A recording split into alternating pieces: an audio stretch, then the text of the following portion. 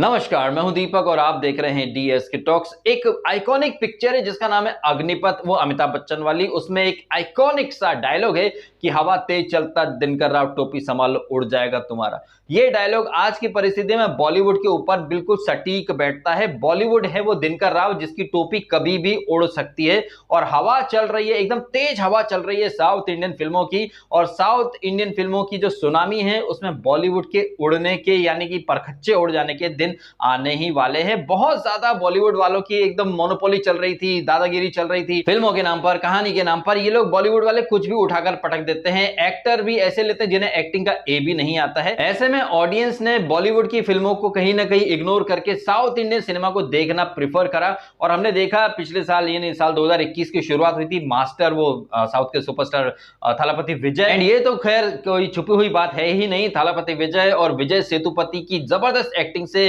वो जो पिक्चर थी मास्टर उसने सफलता के नए मुकाम बना दिए। सुनने में आया कि बॉलीवुड वाले उसका भी रीमेक बनाएंगे क्योंकि बॉलीवुड वालों को अपना ओरिजिनल कंटेंट बनाना आता है ही नहीं। सो मास्टर के बाद ये लोग दृश्यम का भी रीमेक बनाएंगे। साउथ की एक और पिक्चर है, अमेजिंग पिक्चर है कैथी, उसका भी सुनने में आया रीमेक बनने वाला है। कहने का मतलब यह है कि साउथ इंडियन सिनेमा इतना आगे निकल चुका है कि बॉलीवुड फिल्में सिर्फ उनकी नकल ही कर सकती हैं। और पिछले 2-3 साल का अगर हम रिकॉर्ड देखें, बाहुबली 1, बाहुबली 2, फिर केजीएफ एंड अभी पुष्पा, फिर इसके पहले मास्टर, साउथ इंडियन सिनेमा काफी माइल्स आगे जा चुका है बॉलीवुड फिल्मों से। बॉलीवुड में अगर हम देखें बीते कुछ महीने में बंटी बबली 2, वो चंडीगढ़ करे आशिकी, सलमान की अंतिम और ऐसी पता नहीं ऐसी किसी उल जुलूल फिल्में आई जिनके मुझे नाम भी याद नहीं है। ये सारी फिल्में बॉक्स ऑफिस पर औंधे मुंह गिर गईं और इसका सबसे बड़ा रीजन है क्योंकि ये लोग ऑडियंस को टेकन फॉर ग्रांटेड लेते हैं। वही tried tested and wasted material ये लोग पब्लिक के सामने बार बार लेकर के आ जाते हैं। इन्हें क्या लगता है कि इंडिया की ऑडियंस अभी भी बेवकूफ है, बड़े बड़े सेलिब्रिटीज को ब्लाइंडली फॉलो करने वाले लोग इन फिल्मों को जरूर देखेंगे।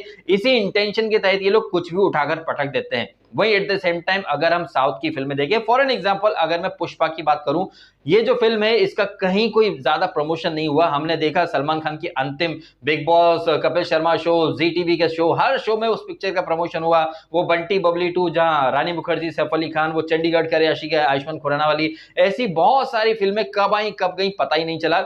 ऐसे में एक फिल्म आई है पुष्पा द राज, साउथ के स्टाइलिश स्टार अल्लू अर्जुन और रश्मिका मंदाना की एक्टिंग से सजी है फिल्म। अगर आपने ये फिल्म देखी तो आप इजीली समझ सकते हैं कि इस फिल्म का कंटेंट, कहानी ही अपने आप में इतना अमेजिंग है कि इस फिल्म को किसी प्रमोशन की और मार्केटिंग के खर्चे की जरूरत ही नहीं पड़ी। कुछ तो इस फिल्म में बात है, तभी ये ना तो बिग बॉस में इसका प्रमोशन हुआ ना ही कपिल शर्मा शो में। इस फिल्म की कहानी अपने आप में एक बहुत बड़ी स्टार है जिसकी वजह से दर्शक इस फिल्म के लिए दीवाने हो चुके हैं। और कहना गलत नहीं होगा, अगर आपने ये फिल्म देखी है तो आप इसे दोबारा जरूर देखना चाहेंगे। हालांकि अल्लू अर्जुन भी साउथ की एक फिल्मी फैमिली से आते हैं और जिस तरीके से उन्होंने यह एक्टिंग की है वो बंदा साबित कर रहा है कि एक्टिंग उसके डीएनए में है। कहने को तो अल्लू अर्जुन ने अब तक बहुत सारे ग्लैमरस और जबरदस्त एकदम कूल डूड वाले रोल किए हैं, हालांकि उनकी फिल्मों में एक्शन बहुत रहता है। And thanks to Set Max and Star Gold हमने उनकी सारी फिल्में देख रखी है, लकी द रेसर से लेकर सन ऑफ सत्यमूर्ति, सारा नायडू। तो यहां पर अल्लू अर्जुन एकदम अलग, एकदम ठेठ गांवटी देसी अंदाज में है और जबरदस्त लुक है। लंबी सी दाढ़ी, लंबे से बाल, टिपिकल एक कुली का जो किरदार है, मजदूर का जो किरदार है, कैसे वो मजदूर से एक सिंडिकेट का पूरा मालिक बनता है, बॉस बनता है। तो यहां पर अगर आप पुष्पा को देखेंगे तो आपके जहन में केजीएफ भी चलेगी। अब यहां पर मैं थोड़ा एक ओवरव्यू की बात करूं तो केजीएफ और पुष्पा मोर और लेस मुझे एक ही जैसी फिल्में लगी। ये दोनों फिल्मों का प्लॉट लगभग एक जैसा, राइज एंड फॉल एंड फिर से राइज वाला। अगर दोनों फिल्मों को देखें तो पुष्पा भी अपनी मां के साथ अकेला बचपन में बहुत ज्यादा प्रॉब्लम वो झेलता है। उधर रॉकी सिंगल मदर के मतलब उसकी मां जल्दी ही खत्म हो जाती है, पिता का नामो निशान नहीं रहता है। यहां पर पिता का नाम ही नहीं रहता है, बचपन में काफी ज्यादती होती है। उधर रॉकी भी बचपन से बहुत बड़ा आदमी बनने का, पावरफुल इंसान बनने का सपना देखता है। एंड अगर आपको याद हो तो केजीएफ 1 में एक टैगलाइन थी कि powerful people comes from powerful places. अब पार्ट 2 में वो अपना एम्पायर बिल्ड कर रहा है तो वहां पर टैगलाइन ये है कि powerful people make the places powerful. ऐसे ही पुष्पा में पुष्पा द राइज, जहां पर एक राइज हमें देखने को मिलेगा, एंड पुष्पा द रूल। तो दोनों ही फिल्में मोर और लेस एक जैसे पैटर्न को फॉलो करती हैं। दोनों में ही एक राइज दिखाया गया है सेंट्रल कैरेक्टर का। दोनों का जो बैकग्राउंड है लगभग एक जैसा, लेकिन इसके बावजूद दोनों फिल्मों को पब्लिक ने भर भर के प्यार किया है। केजीएफ कन्नड़ फिल्म थी और Pushpa the rise Telugu film है, लेकिन हिंदी ऑडियंस टूट के प्यार कर रही है। कुछ तो बात होगी ना भाई, बात क्या है वो इस वीडियो में हम डिस्कस कर लेते हैं। जहां एक तरफ बॉलीवुड है जो कहानी पर, स्क्रिप्ट पर, कैरेक्टराइजेशन पर, किसी पर फोकस नहीं करते। उन्हें बस एक ही चीज पता है कि भाई प्रमोशन कर देंगे, इधर उधर कर देंगे, स्टार पावर के दम पर, मार्केटिंग के दम पर किसी भी रद्दी चीज को एकदम सोने चांदी के भाव बेच देंगे। वहीं साउथ इंडिया की फिल्में अगर आप देखें, चाहे मास्टर, चाहे दृश्यम, चाहे कैथी, चाहे बाहुबली, चाहे केजीएफ, या फिर अब जो आई है पुष्पा, आप अगर डिटेलिंग में घुसेंगे तो आप पाएंगे एक एक किरदार पर बारीकी से मेहनत की गई है। उनका लुक, उनका चलना, जिस तरह से अल्लू अर्जुन ने यहाँ पर एक टेढ़े इंसान की एक्टिंग की है, बार बार वो पुष्पा झुकेगा नहीं, एक अलग ही स्वैग वाले अंदाज में वो बोलते हैं। साथ ही साथ सेंट्रल कैरेक्टर के साथ जो बचपन में कुछ ज्यादतियां हुई हैं, एंड सेंट्रल कैरेक्टर यानी कि हीरो के साथ साथ अच्छे खासे तगड़े विलन्स भी रखे जाते हैं, उन पर भी बाकायदा काम किया जाता है। ऐसा नहीं अक्षय कुमार या सलमान की तरह नकली दाढ़ी मूछ लगा करके खड़े हो गए, नकली पगड़ी बांध ली और सरदार की एक्टिंग करने लग गए। वहीं अगर हम साउथ की फिल्में देखें तो क्या हीरो, क्या विलन, सब एकदम ऑथेंटिक, सब रियल लगते हैं अपने कैरेक्टर में।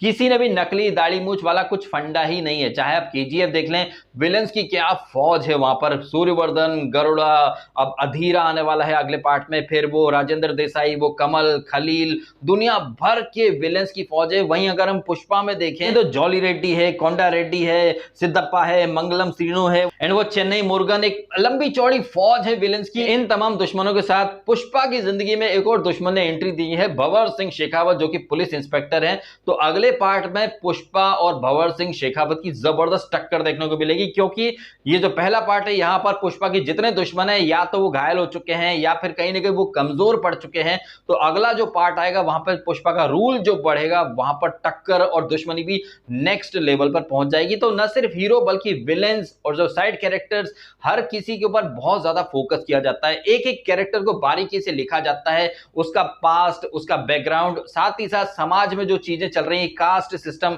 इसको भी पुष्पा बहुत अच्छे तरीके से हाईलाइट करती है। यही बात वहां पर केजीएफ में भी जबरदस्त तरीके से हाईलाइट की गई थी। पैसा नहीं है तो कुछ भी नहीं है, और जब पैसा होता है तो आदमी जात बिरादरी कुछ नहीं देखता है। कहने का मेरा मतलब यह है कि एक जो कैरेक्टर होता है उससे बहुत सारे कहीं ना कहीं बैटल्स लड़ते हुए दिखाया जाता है। उसकी पर्सनल लाइफ, उसके इमोशंस, उसकी इच्छाएं, उसके आसपास जो दोस्त यार हैं, गर्लफ्रेंड है या होने वाली वाइफ है, सबकी जो प्रॉब्लम्स होती हैं, कहीं ना कहीं वो जो हीरो होता है उन सबसे जुड़ जाता है। लेकिन हमारे बॉलीवुड में तो अतरंगी लॉजिक चलते रहते हैं। आई थिंक ये एक बहुत बड़ा कारण है जिसकी वजह से आज का जो दर्शक है वो साउथ इंडियन फिल्मों से बहुत ज्यादा रिलेट कर सकता है, क्योंकि ज्यादा चीजें रियलिस्टिक लगती हैं और इजीली आप कैरेक्टर से कनेक्ट कर जाते हैं। चाहे वो मास्टर हो, चाहे केजीएफ हो, चाहे बाहुबली हो, या फिर आने वाली फिल्म आरआरआर, उससे तो लोग अभी से कनेक्ट कर चुके हैं। हालांकि एक्शन बहुत इलॉजिकल होता है, बहुत ज्यादा तूफानी अतरंगी चीजें लगती है, लेकिन फिर भी कहीं ना कहीं आप उन चीजों को मानने पर मजबूर हो जाते हो।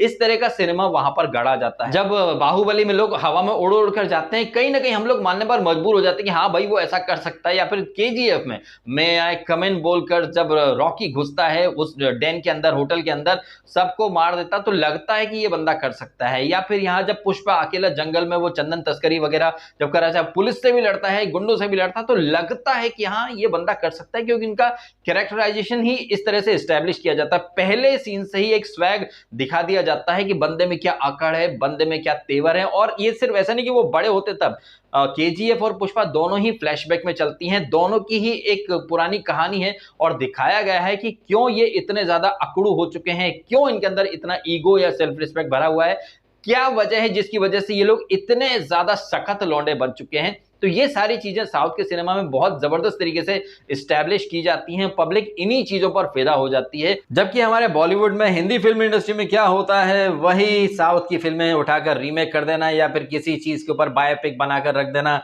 55-60 साल के हीरो के साथ 20 साल की हीरोइन को खड़ा कर देते हैं, बोटॉक्स के इंजेक्शन ले लेकर, फिर भी बुढ़ापा छुपा नहीं पाते हैं, नकली दाढ़ी मूछ लगा कर खुद को कहीं न कहीं उस किरदार में ढालने की कोशिश करते हैं, लेकिन नकली दाढ़ी मूछ के साथ वो किरदार टोटली नकली और फेक लगने लगता है। कहने का मतलब ये है कि नकल में अकल की जरूरत होती है, लेकिन बॉलीवुड वाले सिर्फ नकल करते हैं, अकल का इस्तेमाल बिल्कुल नहीं करते हैं। एकदम सड़ी सड़ाई चीज को, बरसों पुरानी चीज को एक नए बॉटल में या फिर नए डब्बे में पैक करके परोसने में ये लोग माहिर हो चुके हैं। इन्हें लगता है कि जनता बेवकूफ है, किसी किरदार में ढलने की कोशिश करते हैं नहीं। इन्हें लगता है कि पब्लिक अक्षय कुमार को या सलमान खान को देखने आएगी, तो भले ही वो कैरेक्टर सलमान खान की पर्सनैलिटी पर सूट होता हो ना हो, वो वहां पर सलमान खान के अंदाज में ही खुद को दिखाने की कोशिश करते हैं। वो बिल्कुल कोशिश नहीं करते कि मैं उस किरदार में ढल जाऊं, वैसा दिखने लगूं। अपनी चलने का तरीका, बोलने का तरीका तरीका, हर तरीके को उस किरदार के हिसाब से ढाल दो, लेकिन नहीं, अगर सलमान खान एक सरदार बनेंगे तो वहां पर भी मेरी हटेगी तो सबकी फटेगी। या फिर अक्षय कुमार बने हैं सम्राट पृथ्वीराज चौहान, लेकिन नकली मूछ लगाकर टोटली फेक लग रहे हैं, और वही अंदाज जो उनका डायलॉग डिलीवरी जो बेबी में था, हाउसफुल में था, वही डायलॉग डिलीवरी, वही जाना पहचाना अंदाज जो हम अक्षय कुमार की हर फिल्म में देख चुके हैं। मतलब कुछ नया करने की कोशिश ही नहीं करते हैं, बिल्कुल उस किरदार से विपरीत जाते हैं। ये सबसे बड़ा कारण है जिसकी वजह से बॉलीवुड की लंका ढह रही है और साउथ इंडियन फिल्मों का डंका बज रहा है। जिस तरीके से Pushpa the rise Hindi audience को पसंद आ रही है, कहना गलत नहीं होगा कि बॉलीवुड में एक डायलॉग था, पुष्पा आई हेट टीयर्स रे, अब वो डायलॉग बदल जाएगा, अब हर कोई बोलेगा पुष्पा, मैं झुकेगा नहीं। तो यहाँ पर पुष्पा द राइज ने एक बहुत बड़ा बदलाव ला दिया है, मेरा ऐसा मानना है। बहुत अच्छा लगा मुझे जब मैंने कुछ वीडियोस देखे, कुछ आर्टिकल्स पढ़े कि दिल्ली में या फिर गुजरात में या एमपी में, यूपी में, जहां जहां लोगों ने थिएटर में ये फिल्म देखी, वो लोग south Indian star Allu Arjun की एंट्री पर सीटियां बजा रहे हैं, नाच रहे हैं, गा रहे हैं। ये कहीं ना कहीं एक बहुत बड़ा इशारा है कि बॉलीवुड की लंका ढहने वाली है एंड साउथ इंडियन फिल्मों ने जबरदस्त तरीके से हिंदी ऑडियंस के मन में एक डेरा जमा लिया है। चलिए मैं करता हूं वीडियो खत्म। आप कमेंट करके जरूर बताइएगा आपकी ओपिनियन, और यदि आपको बातें सही लगी हैं तो वीडियो को लाइक करें और शेयर करें जितना ज्यादा कर सकें, और सब्सक्राइब करें डीएसके टॉक्स यदि आपने नहीं किया तो। आपने समय निकालकर यह वीडियो देखा, आपका बहुत बहुत धन्यवाद। Thank you.